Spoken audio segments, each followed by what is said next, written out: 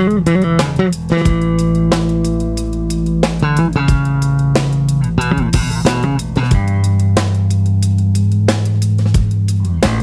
and welcome, Essex County College family.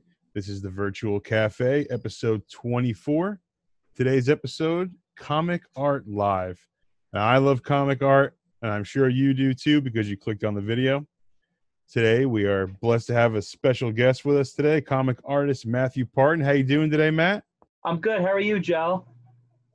Doing pretty good, man. Glad to have you with us. Thank you. Thank you for having me. I'm honored to be on here. I appreciate it. So we wanted to give our students a behind-the-scenes look of what it's like behind the artist table. So we're excited to see you draw something for us today. Do you have a subject for today? Yeah, actually, I'm gonna draw a full body character of Sonic the Hedgehog. He's actually one of my favorite characters, and since the new movie came out and everything, I'll do a little, version of him running for you. So I'm gonna do a whole body, drawing for you. So I think it'll be pretty cool. Excellent. All right, we're excited to see it, man. Let's check it out. All right. Okay, so basically going to start with the head. If you can't see it, I'll hold it up closer for you too, as I do each step so you can see what's going on. But I'm left-handed, so basically we always start with the head, so we just draw a round circle, just to get the shapes down. And then for the body, what we do is, especially for Sonic, the way he's in a running motion, his upper back is kind of hunched over a little bit. And it comes down to where his hip is, because one foot's going to be going forward as he's running and another foot's going to be back. So it's almost like his body is almost like a lima bean shape. Nice. So it's funny if you look at like a lot of especially the video game's harder to look at, obviously, but if you look at like his animated series and stuff, his body's almost like a lima bean. It's funny to look at. But I just draw some simple shapes just to start off with him, just to get so that at least you could see what the shapes are.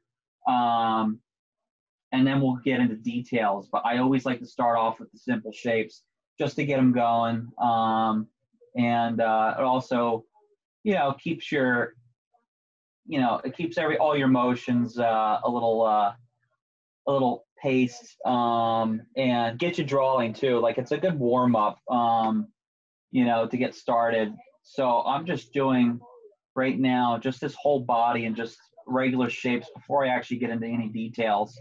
And then this is a great warm-up exercise. And then once we get into details, I'll show you, what I'm doing just to define him. Because he's actually a pretty simple character to draw, but there's so much to him that a lot of people have changed over the years between, the animated series, the original. I was a big fan of the video game. So, so when the movie came out, it was definitely pretty cool to see. So if you can kind of, I don't know if this will help you a little better, but you can kind of get some basic shapes of him in there. And once I go into refining his details and everything, I'll do a little darker for you so you guys can see it better. But this is just a running motion of him going forward. And then what we do is, to get the proportions right and everything, and it's cartoons, even though they're a cartoon character, you still want to make sure, the proportions are always still there. And there's always a squash and stretch, thing with especially cartoons compared to superheroes. So you have a little bit more leeway with stuff like this because you don't have to have the body exactly perfect. You don't have to have the legs, but you still have to have the guidelines of your proportions. Your fingers still have to bend the right way, things like that. So, some of those things you can't get away with, they're going to see it. So basically what I'm doing is, what I'm doing now that I'm going to work on the face and start adding this my dog Mickey. He No, goes nuts. Anything that drives by, it's like, now we know how he feels like when he's stuck in the house all day long, But when we do the head, of course we split it down the middle, across for where the eye level is, for the nose, the mouth. And you go by what Sonic looks like. So he's got these bigger eyes. And I'm going to kind of give him the look of, like he's not so much mean, but that, determined look to him, where his eyebrows are down, and his eye, it's kind of gives him that fierce look, like when he's running, he's going after something. he So looks that's what I'm super going to make it. focused. Super focused. And so I'm going to do that with his eyes. So I'm going to draw a little darker so you can start to see it.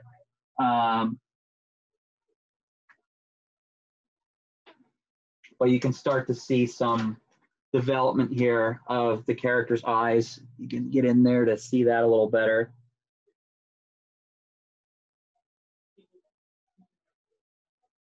Give him that fierce look. His eyeballs. It's funny because I was actually just playing the video game the other day, the original. I have them all, Sonic and Knuckles and everything, and this is one of my favorite characters. And he's so much fun to draw. But you can start to, I don't know if you can see that a little bit better. You can get his eyes in there. I'll start drawing to show you a little bit more. Get his nose in there. We do things, before we get to inking, we do things very loose. Because one thing, I went to the Joe Kubert school, and one thing like they teach you there is, you have to be fast paced at this, especially if you want to do comics, because you have to be able to produce a page per day. So, very loose techniques. They just want you to get you to draw and be able to draw fast. And if there's something you don't like, a lot of problem is, like, especially when I started out, I didn't like, and I still do it. There's a lot of times where I don't like something and I go back and I want to change it a million times.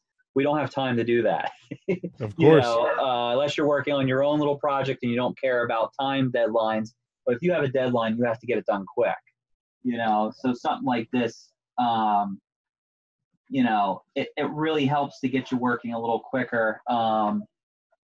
And that's one thing that they taught us is, just don't worry about so much going crazy with details right away. Just get your basic shapes and characters drawn, because the background and details is, time consuming. But you got to be able to get done fast. And if it's something you don't like, move on to the next page and then come back, that way you can at least get your pages going and get them done, especially when you have deadlines. Now, let me ask you this. Yeah. So you went to the Joe Kubert School for Yes. For cartoon design. Is that what the correct title?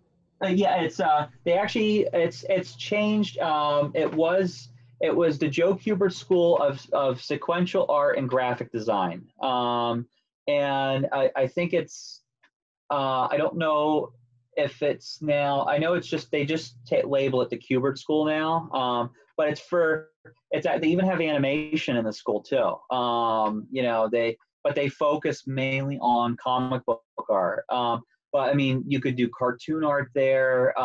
They basically build you up for all that. But they do have animation there for people that are interested in animation. They have like graphic stuff there. We could learn some graphic designs, because you learn that when you like build logos and stuff, especially for your comics. But it's mainly focused on comic book art. And the teachers are all professional comic book artists. One of the new ones there right now is Lee Weeks. So he's been there for, I think, 2 years now, I believe. And of course, this school was founded by the great comic artist Joe Kubert, and then his sons Andy and Adam took over after a certain period of time. Yep. And now they sold it, and Anthony Marquez now owns it. Awesome. And he's awesome. His art is amazing. Really nice guy. But he took over. Andy still comes to the school. I believe he comes and does the portfolio reviews now.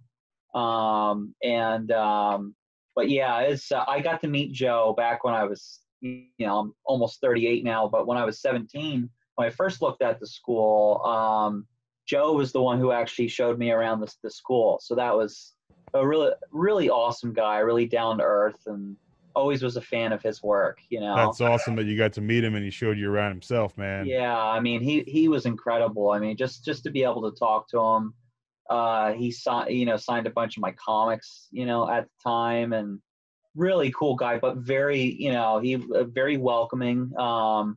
You know, got to meet him, got to meet some of the other artists at that time. Like Kim DeMolder's there, and he's awesome. He does Swamp Thing, and he's a really nice guy, really awesome. But such a cool school. I mean, because there's really nothing like that out there for comic book artists. I mean, This is the only one, right, in the whole country? That's the only one. Yeah, I mean, that's they have stuff, I guess, in colleges, but I've never when I looked for comic book art, I mean, the only thing I really saw was animation. Never really saw anything for comic book art. So this is pretty cool that there's actual school I mean, because that's the thing is, I could draw, but I never knew how to put a comic book together. I mean, you look at comics and you look at them and you're always thinking, oh, that's easy to do. It's just a couple square panels on a page, and how hard could it be? It's actually it was really hard, getting into. And but once you start doing it, and you never stop learning. You just keep going every day at it, and I'm still learning. it's I still got a long way to go, but from when I started there to now, I mean, I really see the progression over the years, of my artwork. So that, I had a great time there. Now, did you graduate? You've graduated from the Kubert School? I actually didn't even go to the full-time program. I only did the Saturdays. I did them for 3 years, and because I was, working full-time, so I couldn't do the full-time program. But I also did the correspondent courses too, which you can do. They have an online. There are these Joe Kubert books that they sell at the school, or you can buy them on their online store. And they come with courses that you basically, they send you comic book pages, and you draw on them, send them back, or now you can just upload them and email them. And then they'll have an instructor look at them, critique them, send you back notes, anything changes and things like that. And you basically work with an instructor, that way too. So that's pretty cool. So I did that too, but Saturdays was the main thing I did, and I did it for 3 years. Wow. Now, yeah. Let me ask you this. So you went to Kubert. Yes. Had you gone to a traditional 2-year or 4-year school before that, or you started right at Kubert? I started right at Kubert. I didn't end up going to any college. I originally, back when I was still in high school, which is 20 years ago now, when I graduated, nice. I actually wanted to be an animator. That was the biggest thing I wanted to do. When I was 11, I went out with my mom to Disneyland out in California, and they were still animating inside, a studio out there. So they got to take you into the studio, and you got to see the animators doing their work. Hundreds of them down. You were up on like a balcony looking down through a big piece of plexiglass, and you're looking down at them animating all these desks, all these animators. And they were animating Lion King at the time. They were in the middle of working on that. So that was really cool to see. And I was like, and then I got to meet one of them, and like ever since then, that's what I wanted to do. I'm like, I want to be an animator, That's so cool. That's awesome. But when I was, right before I graduated high school is when Toy Story came out. And that changed the world of animation, where hand-drawn stuff was almost starting to become obsolete. And so when I was looking at colleges for that at the time, all the 2D animation, courses and stuff were gone. They didn't really have anything. Everything was 3D. So you had to learn 3D, and that was pretty much all they had. And I just wasn't interested in 3D. I wanted to do it. I wanted to be able to draw. I wanted to be able to do it by hand. So I went away for years. I never went to it, never did it. Still drew, but not as much. And then back in 2015 is when I started drawing again, and then 2016 is when I started at the Kubert School in their Saturday program, and that ever since it's kind of taken off. So it's been pretty cool. That's excellent. Yeah. But yeah, it's I guess it never really leaves you. You always have it. It's like riding a bike. It's right. It's in your tool belt for life now. Yeah, exactly. I definitely, when I started there, I definitely needed a lot of work. Because looking at my stuff now, I'm like, oh my God, I don't even want to show that to anybody. I hear you, man. I make music, and I feel the same way about all of my old recordings, man. Yeah, exactly. And it's like, oh man, I don't know if I should, keep that and say, hey, that was my first thing, or burn it. But I mean, like, it's all learning. And then but for me, I just never feel like I'm done learning. It's, I'm always learning new techniques. And then I never been to a Comic-Con up until like 2 years ago. And, of course, my teachers are all like, you got to go, you got to network, because that said, you don't have to go there to shop, go there to network, and I built a portfolio over the years being there, and I started taking my portfolio to New York Comic-Con for the past couple of years, and I've never done it before. And the first year I just took the normal portfolio with me, and then got a few of them looked at it, all the big names pretty much. No, we don't have time. Nice. And one of the things they told you is make copies of your portfolio and leave it with us. So if you can make copies next time, bring it, make sure your name and everything's on it, phone number, email, and then drop it off with us. If we get a chance to look at it, and we might contact you. And so that's what I did the following year. That's what I've done the past 2 years now, is dropping off just photocopies of my portfolio. And I ended up getting my first job 2 years ago for a cover. It's an indie publisher called Ziamba Comics. And they were in like the small press area there. And I ended up getting to do the cover for their issue #1. That's awesome. Pretty awesome. Called Zoe Saves the Universe. Okay, cool. So I got to do the cover for that. And then the weirdest part was with that job was the artist who worked on it. I don't know what happened. I didn't ask because it wasn't any of my business. But he never drew the aliens on the ends, because it's about the story. It's a kid's comic book, and it's about this little girl named Zoe. She's like 8 years old, and these aliens come down from their planet. They grab her out of her elementary school, take her up to her planet, because supposedly she's the savior of their planet, because there's all these bad aliens about to invade and start a war. So she supposedly, and then when she gets up on the planet, there's this huge statue of her up there. And so it's like, it's almost like a time travel type thing, where they're like, obviously in the future, she's somebody important to them. So they take her with her, but the aliens were never drawn in any of the pages. And it was all blank spaces. I was wondering why there were so many blank areas in the panels. And they said, oh, we never got, because we didn't like the way the aliens looked. So I ended up drawing the aliens for the cover. I did the cover for them. I'm like, I don't know what you want, because they didn't tell me how they wanted them to look. Usually, they let you know details of, this is what we want, this is, and you have to stick to that detail. You have a little bit of creative freedom, but they pretty much want you to, kind of stick to what they want. So they just pretty much said, come up with something.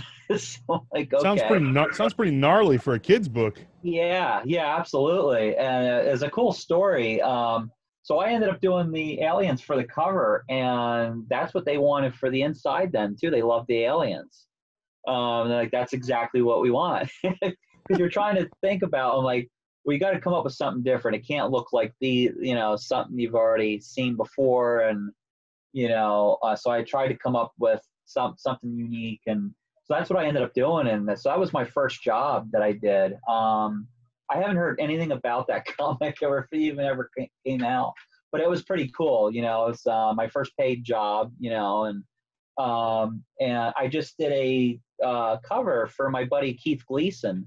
I'm not sure if you're familiar with the Mighty Mascots for Alterna Comics. I've heard of Alterna Comics, but I'm not familiar with that title. If you get to look it up, hit the title's Mighty Mascots. It's a fantastic series. It's one of my favorites. It's these serial characters, kind of like Toucan Sam and that, but it's Keith's own creation of these characters. They come to life and become superheroes through like a 3D printer. And Alterna, the issues 1, 2, and 3 have already been out. They're taken off too. Alterna Comics published them, and and Keith's a good buddy of mine. I've actually my brother and I actually just did a variant covered issue number 5. Okay, yeah. And so you pair up with your brother, so you'll do the pencils and he'll ink it? He'll ink it for me, yeah. We've been doing it a lot lately. I don't know if you can see it over here, but the Ninja Turtles piece. Beautiful.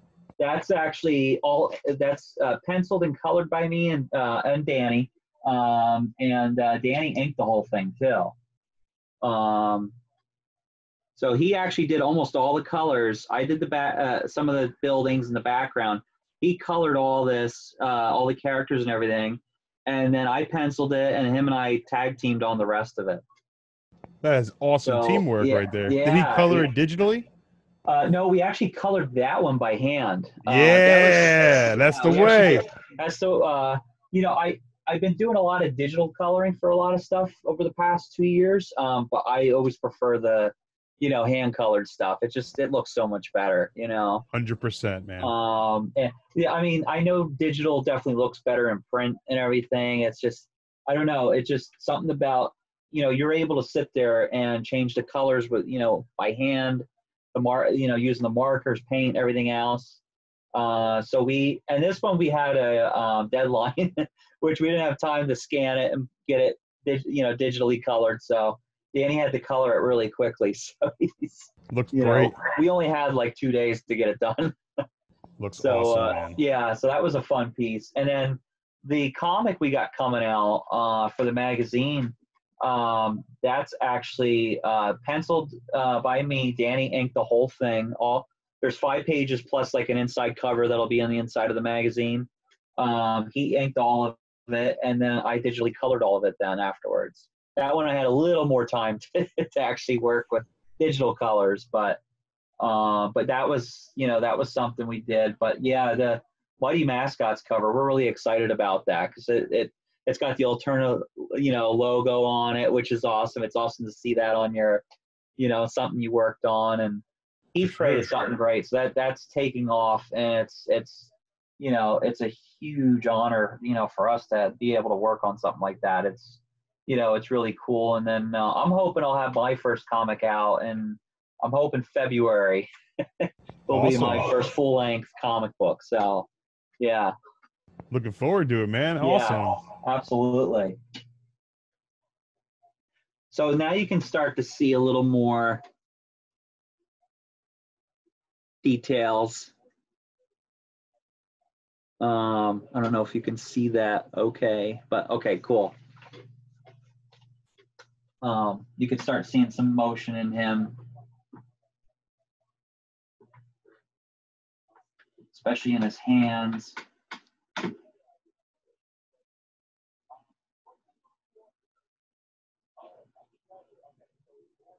So, I mean, with this whole, pandemic thing, there's this, gave a lot of time to work on this stuff. So I bet. Yeah, this is a great time for creatives. Yeah, absolutely. That's about the only nice thing that came out of it. Literally, man. I'm able to catch up on this stuff. I had a lot of commission work that I was backed up on. So this was like the perfect opportunity to get all that done. So I'm pretty happy that I was able to finish a lot of the stuff. I I'd probably still be working on half of it right now, but you know, yeah, um, it's so much fun doing this stuff. I mean, it's almost like you're in another world working on stuff like this. You forget everything else that's going on, and you're just like centered in on this, universe. So it's pretty cool to be able to draw, and just it's relaxing too. It's definitely very soothing. Good, especially if you're stressed out, to be able to do this stuff. But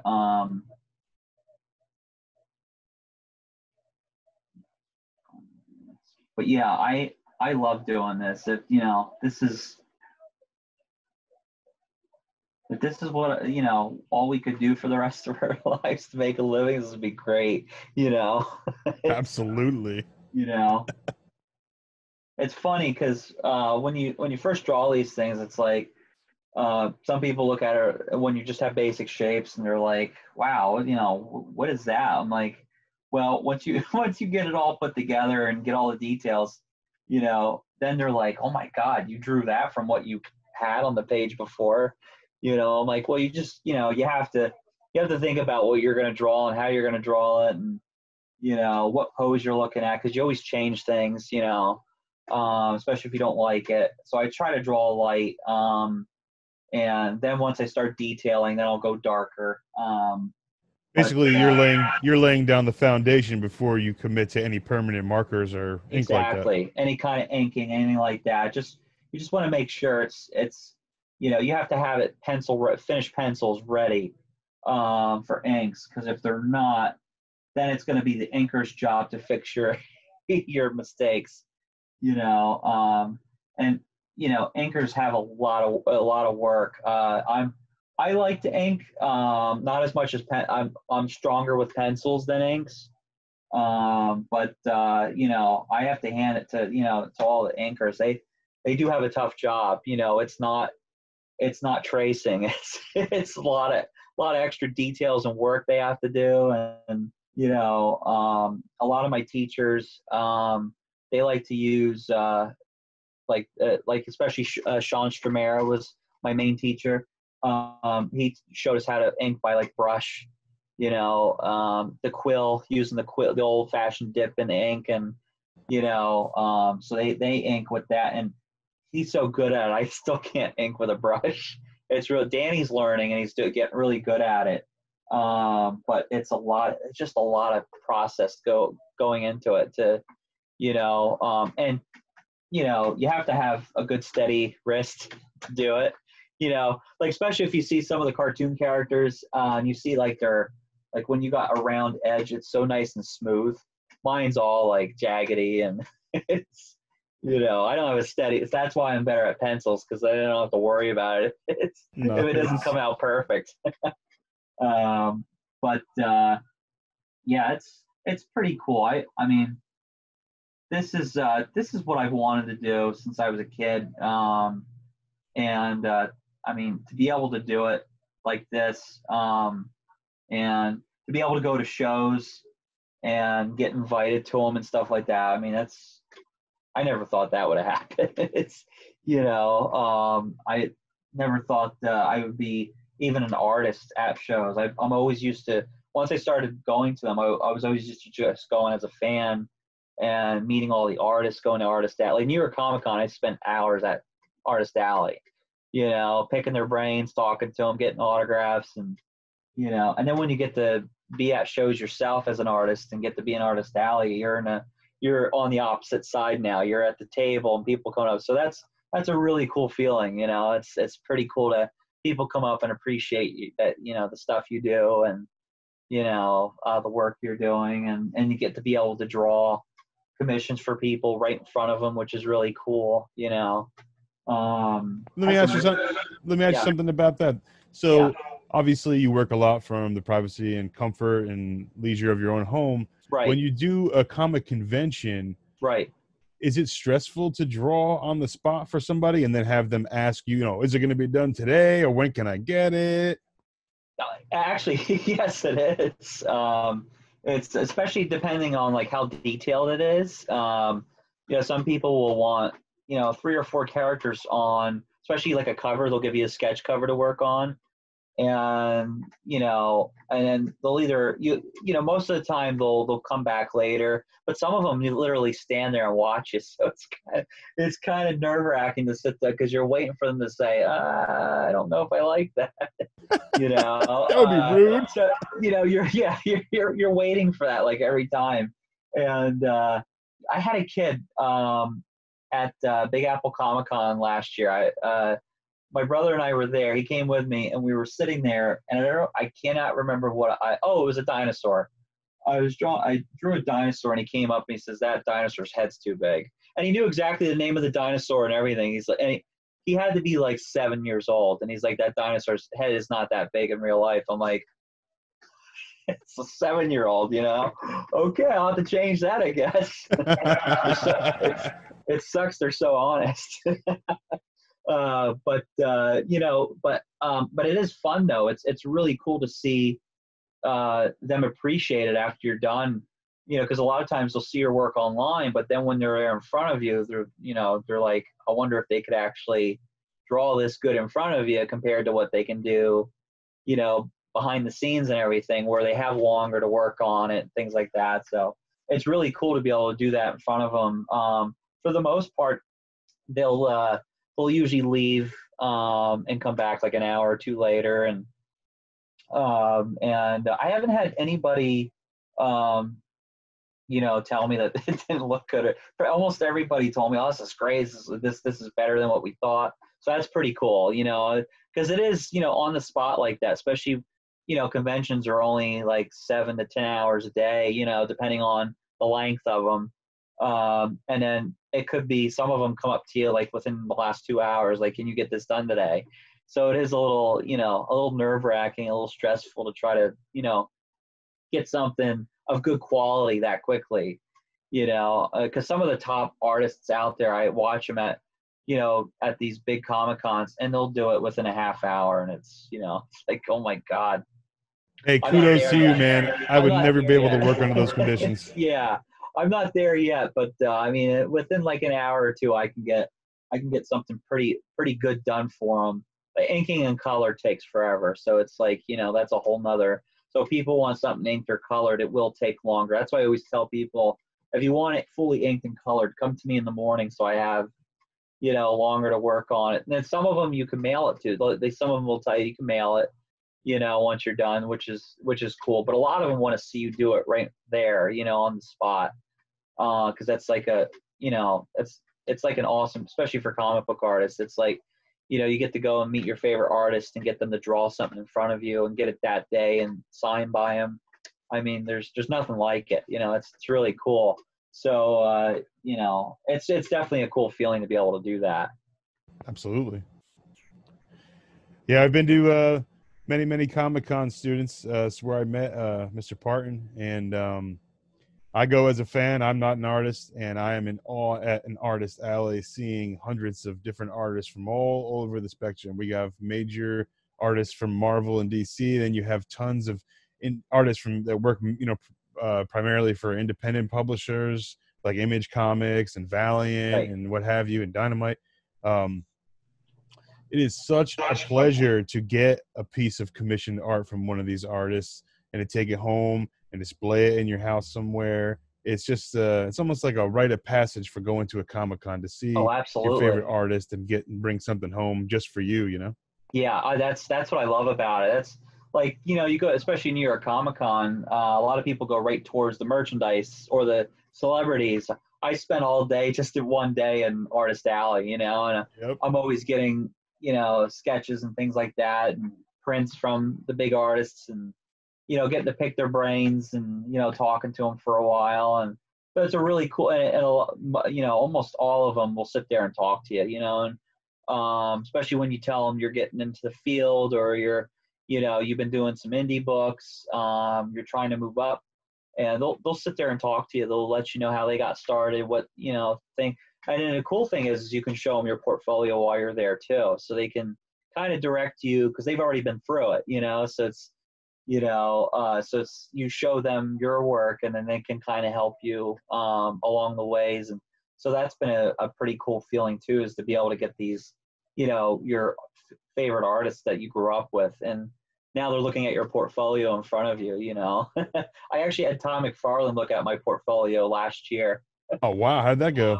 He was at the at the booth, and there people were lining up to get ready to meet him, and I snuck behind the security, and he was just standing there, and I went up to him, and I'm like, I'm like, Mr. McFarlane, would you look at my portfolio? Said, yeah, sure, why not? So he spent like 15 minutes with me, and that was pretty awesome. Really nice guy. That's awesome. And I got a lot of great feedback from him, and certain things to work on, things like that. So that was a pretty awesome feeling. I've been wanting to meet him for a long time, so that was really cool. And he took his time. He took his time with me. He was showing me certain things, and he was flipping through. He was going through different things, and and it was cool because he was pointing to things which I didn't think he'd have time or take the time, and he did. He was pointing to certain things, and, work on this. This looks fantastic, but, try this. Here's a technique to work on. And so that was pretty awesome, Absolutely. Definitely an, a cool moment.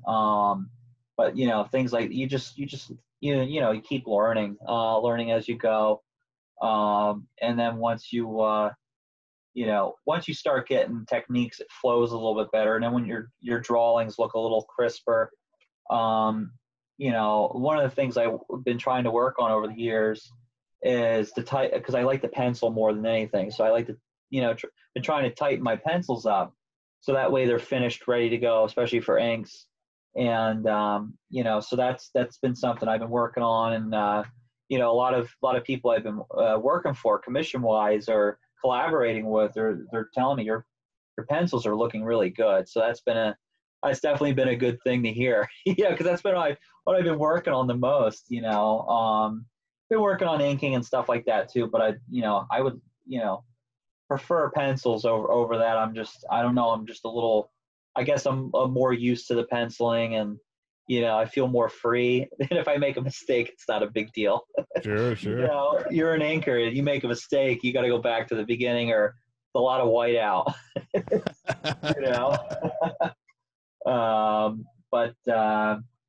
Yeah. So this has been a lot of fun, and it's been great to be able to get more work out of it, commission wise, comic book work, and hopefully it just keeps building and building and building from there, but it's definitely been a good journey the past, because it's only been, 3 years that I've been really back at this. So it's definitely been a cool journey so far.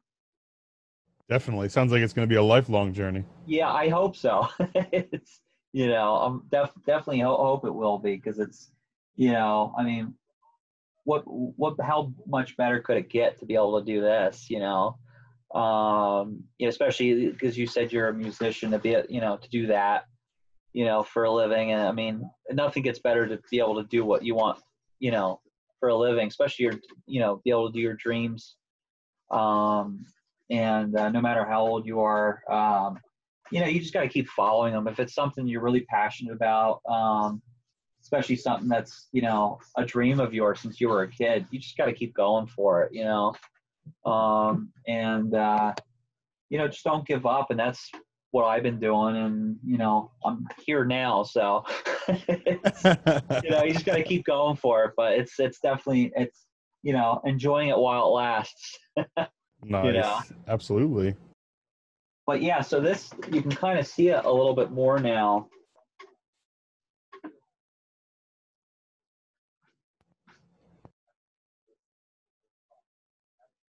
You can kind of get his motion in there, lightning coming off of him.